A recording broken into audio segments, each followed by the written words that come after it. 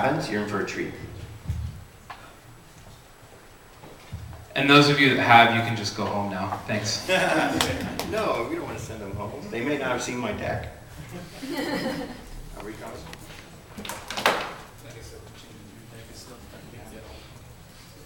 It's okay. Are we on? All right. Okay, so this is my computer, or my Z10. All right, so what I was going to do is I'm going to show you guys a few slides, and then I'm going to switch over to RAM's Z10 to show you some games, right? But in order to appreciate the platform as a developer, you have to kind of understand what the platform can do. Right? Because a lot of people, if you read what's in the news, you hear about BlackBerry, you think, oh, I'm hearing all this crap, I'm not, interested. So until you really look at it, you don't really know, okay? And it is a really kick-ass platform, and you can do some really awesome game development with it. So, just a quick overview of the device, though. Basically has an app grid, right? But as I move over to the left, there's the left two most screens are very important. The first of the left two is all my running apps. These are all the apps that are running. They're kind of like live tiles. The app can update these screens as you like over time. And then one more to the left. This is the BlackBerry Hub. And basically, if I click on the button on the bottom left, or I drag it over, you can kind of see what this does is this aggregates all your messages all in one place. So if you leave it in the hub, you have them all aggregated in time order, but if you want to filter by just your text messages or your Twitter message, you can do that. So, but the really cool thing about the hub is that what we built into the OS, no matter where you are, if I'm in my travel app, if you can see this gesture, I'm going to slide up, and I can kind of look at the screen on the left. You can see some, of my most used inboxes. If I perhaps have a message I'm waiting for, while I'm in the app, I can glance at it. Or slide back down. Or I can slide up and peek over while I'm still in the app or the game and look at my inbox and come back. So you're not going in and out of inboxes. You can just check them all at once with a simple gesture. That's pretty cool. Let's see. I want to show you the keyboard, and then we'll move on to the games. The keyboard on this thing is the best virtual keyboard, I think, in the industry today. So I'll show you what I mean by that. So let's type it in the window somewhere. Okay, so I type like, I don't know, an H. You'll see, I'll do it this way, it's a little bit bigger for you guys to see.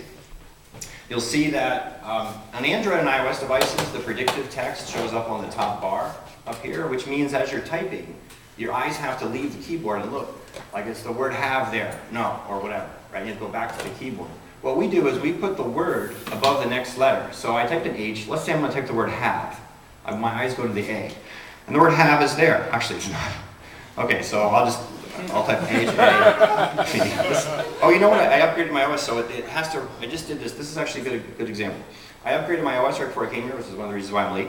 And it has to relearn my words, so I actually haven't done that. So, but I'll go have, and under Y, I just swipe up. I'm throwing the word up. Have you seen the, new BlackBerry?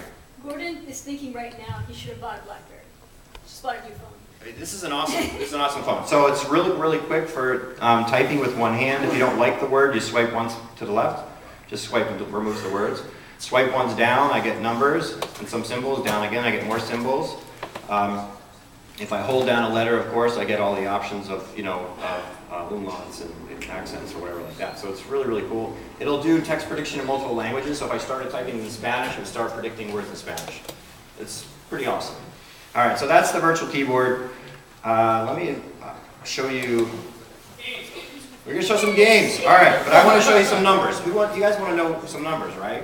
So I have a whole bunch of cloud stuff integrated on this thing. So actually, on my media card is faster. Let me just show a quick deck. All right, we're getting to the games. We have lots of games back there you can come see. This is a deck I put together for, we were at IndevCon last week in Boston. So, this platform, best OS, best browser. I can talk at length at any one of these points and refute them, if you like, at some point later. Best keyboard, best developer platform, designed from the ground up, secure as all hell. For those of you that care about security. Yes. Yeah, cool, there's a couple of you out there. Okay, so here's some numbers, right? Here's our BlackBerry World is our app store.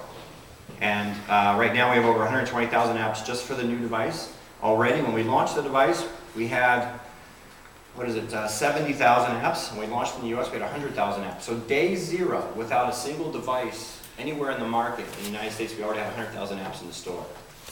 By comparison, there's no other app store that ever came close. Actually, Amazon kind of came close, but they had like 30,000. We had 100,000. We support credit cards, PayPal, carrier billing. Carrier billing is really key. We're a leader in this particular space. So carrier billing is for monetizing your applications or services in countries or markets where credit cards aren't real common. Right? People get a paycheck or they get cash, and then they take that cash to their carrier, and then they buy directly through their carrier. They buy your apps that way in games.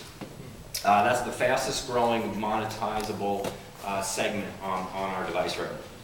Doesn't cost you anything to develop, doesn't cost you anything to upgrade, doesn't cost you anything to do anything on our platform, except the 30% when you start making money. Here's a couple of misconceptions, and after these 4, I promise we'll go to the thing.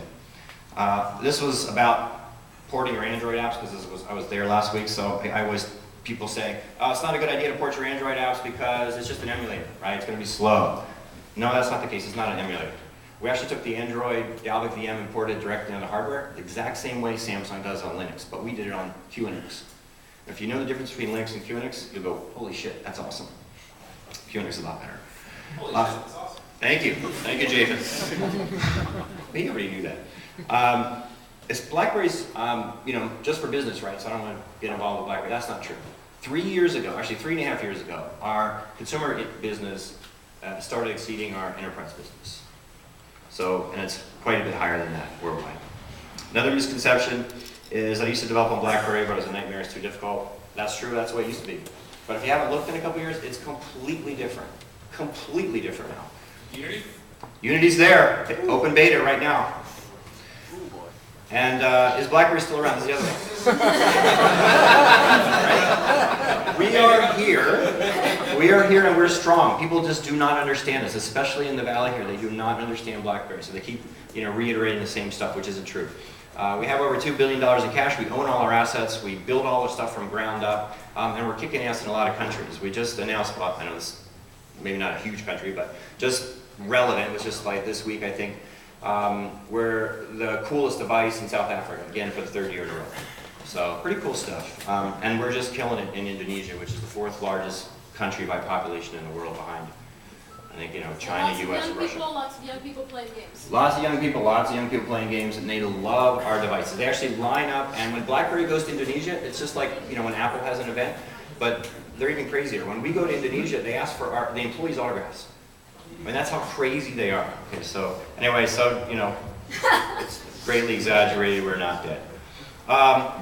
I lied. One more thing. I know. 38%. This is a recent study shows that I think it was Vision Mobile in January showed us as 38% of the lead platforms in terms of developers looking for it. And this is the last one, real easy to grasp. I was wrong. Amazon only had around 10,000. So after 4 months of a new platform, this is what they look like. To add BlackBerry to this slide, this is where we are.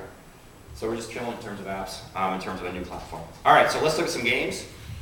Hooray! Thank you for your patience. What's your ARPU comparison? What's our ARPU? Yeah, I'm not going to tell you. Nice try. All right, so you play. Or not? So this is. I wrote a blog recently called. What's it called? The beginning of the end of consoles, right? Because this is Z10 with HDMI out 1080p. RAM is playing on a Bluetooth controller. Hold up the controller for people to see it just for a second. It's a Moga Pro controller, and it's supported out of the box on the BlackBerry SDK, native or through the Unity.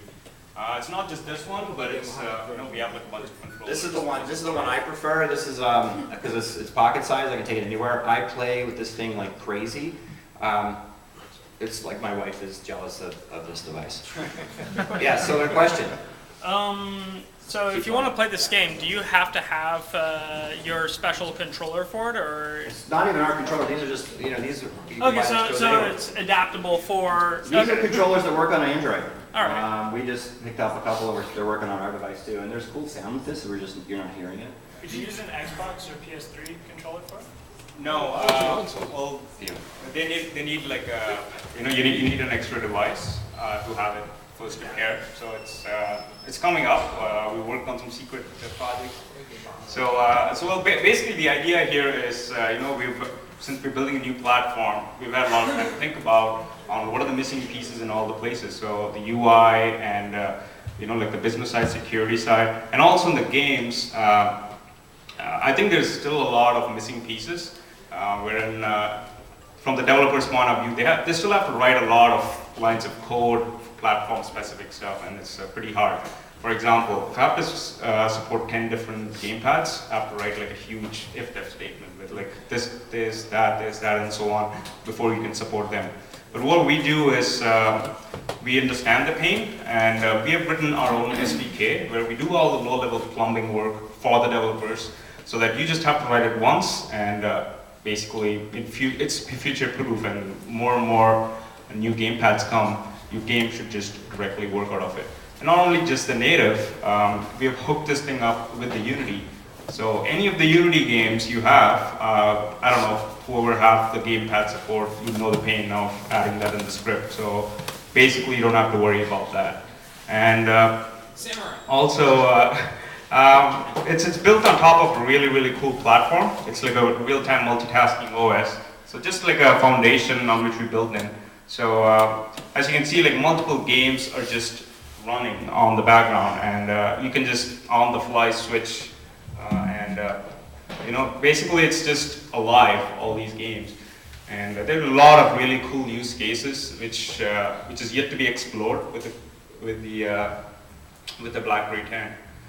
For example, you're going in a bus and you're just playing a game, and let's say just reach home and you just want to continue playing the game. Now all you have to do is you just hotwire your BlackBerry with like a $9 HDMI cable, and your TV and all the surround system, everything just gets alive, and you're just in between your own surround system and so on, and everything is just. Don't you need a micro console? Yeah, it is a micro console actually. So it's really powerful these days, the hardware, and we've tried our best to make use of every bit of it. And yeah. So not only this, but yeah, I mean, I'm just going to. Sorry, it's a favorite game. So just have to showcase.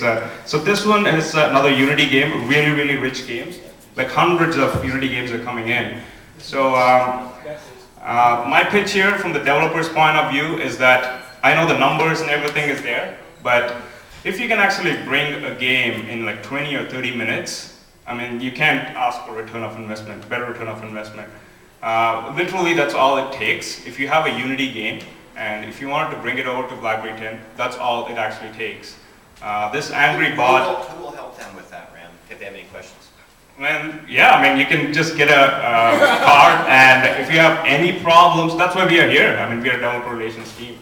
And if you have any problems, questions, concerns, let us know. But technically speaking, I mean, it will be a breeze, and a lot of use cases. You have your own market, and you want to experiment with a smaller market, then you can definitely bring it on to the BlackBerry. And if it's not very well in the other market, you can definitely bring it on. So basically, it's just opens up a new opportunity, so you never know. So that's pretty much from a developer's point of view. One closing remark. If you want to learn more, or you want to see some more stuff, just come on back to our table. During the the networking session, and we also have some swag that you can pick up that we didn't have earlier. But I just brought it. Okay. Thank you. Let's give him a hand.